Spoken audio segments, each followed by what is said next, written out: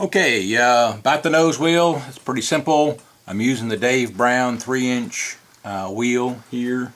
I'm going to be using 3.5-inch wheels on the main gear.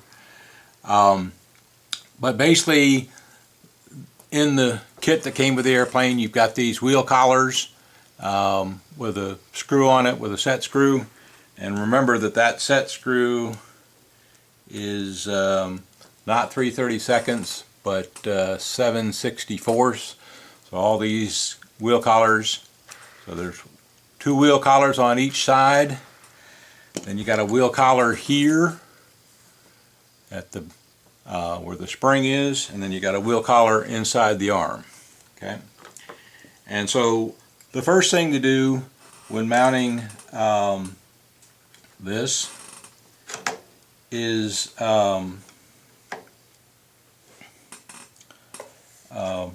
set this wheel collar here just below the spring, so that when you put the nose gear into the bottom of the engine mount, it goes in but not all the way through. So I have enough room here that this is going to turn freely. Okay, and then the next thing to look for is the orientation of this arm. So let's put the arm in. Okay, so you put it through, put the arm through. Okay, and then your that arm is going to be the wheel collar in that arm is going to screw down to a flat, and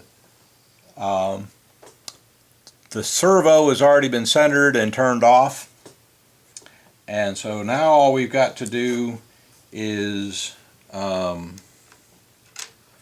figure out how high this arm is going to be and lock it in place on the flat.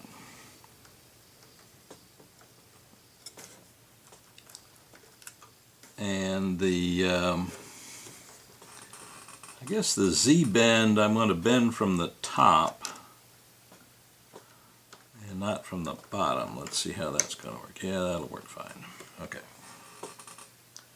So I'm going to tighten up this wheel collar so it hits the flat.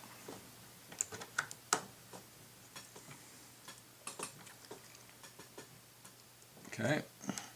So now that's tight.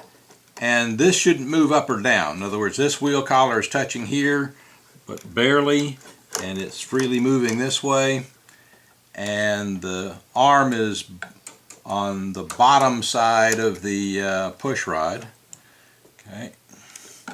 Now we're going to basically, let me get my gold Sharpie marker here. We want to make sure the wheel is good and straight. It looks pretty straight. If it's not perfectly straight, we have the clevis inside to make an adjustment. But now it's time to mark where this is going to get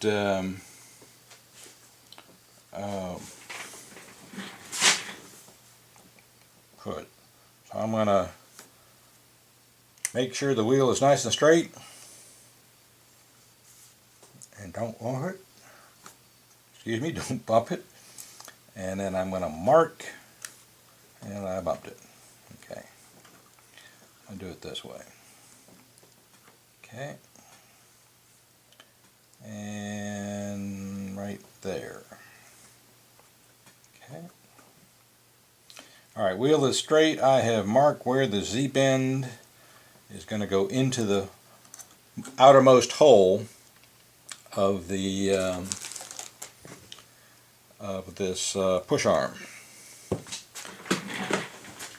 Okay, so now we can, now that that's marked, don't forget to center the servo. I centered the servo and turned it off because it's not going to move. So I'm going to loosen this arm, take this out, And before we do anything, we got to decide which way the Z-bend goes. Okay, so my gold mark is on the bottom here, and so the Z-bend is going to go down toward the bottom and then out toward the front. Okay, so when we go to put this arm in, you're going to turn the arm this way, put it in, rotate it, turn it down, and then slide the nose gear in. So I'll be back in a minute to show you how I do the Z-bend. By the way, this arm should have already been drilled out so that the push rod will go through it easily. Okay? So that push rod should go through it easy. Test that to make sure it's okay before you try to do this. Thank you. Okay, I'm going to show you how the Z-bending orientation is.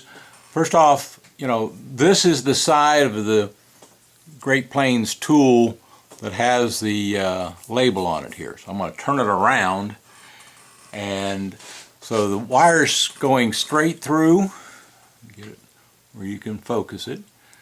And the little gold mark is right there, okay? And so when I bend it, that gold mark is going to be sort of pointing straight up. And remember, the orientation won't matter because a quarter turn back here on the clevis won't make a difference. Okay, so here we go. I'm going to do this off camera and then show it to you. Okay, nice big hard grunt, and there is our Z-bend. Okay, and you can see the gold. Let me see if you can see the gold. Yeah, there's the gold mark right where it should be. Okay, now I'm going to cut this off, probably like a quarter inch out here, and be right back. Okay, we're ready to mount the gear and the push rod. I've gone ahead and attached the arm for the nose wheel because it makes a nice easy handle to turn it as you put it into the clevis. So the first thing I'm going to do is push it through. Now that it's there, I'm going to take the nut, the tiny little nut that sits behind the clevis, and I'm going to, without dropping it, let's see if I can do this without dropping it. And I dropped it. Be right back. Okay, this time I have the radio and the airplane on, and I'll actually move the rudder a little bit so you can see that this is moving. Okay, so now I've got it started, not on. The clevis is started, and I'm going to twist it in here a little bit. And the other thing I want you to note is that the let's see here.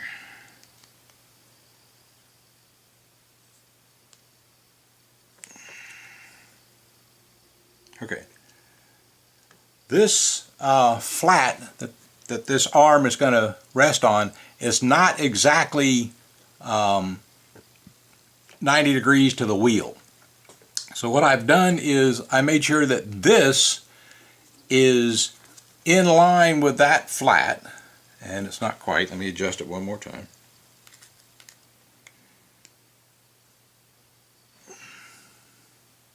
Okay.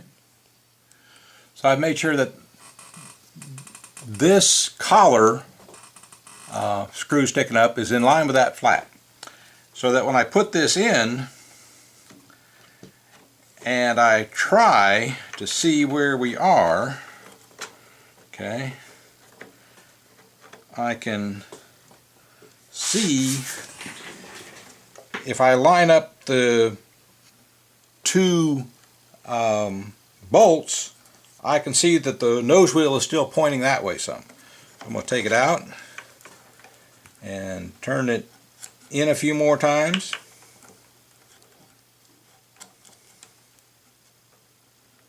Okay, and let's see how lucky I am here. Okay, so now That's pretty close. I think what I'm going to do now is tighten this collar on the arm down on the flat, and we'll see how tight that is. And then we're going to check here, and we're going to see. I'm going to actually stand back here a little bit and look, and I'm going to declare that as straight. Okay, so now I'm going to just double check that both of these collars are good and tight. We'll put Loctite on them later, okay? But now if I move the rudder, okay, that's the nose wheel. Let me put it here so you can see the nose wheel a little bit. So that's the nose wheel moving back and forth. Now that's on the outermost arm of both. If we want a tighter, you don't really want a big tight turn radius on this, so I'm going to be happy with that turn radius.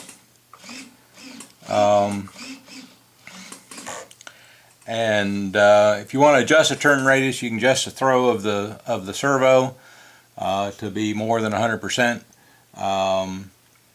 But I don't hear any servo buzzing, so I think we're in good shape. Okay, the last thing is turn this over and tighten the little nut behind the clevis so that clevis won't move if you have to ever take it off. You won't lose your settings.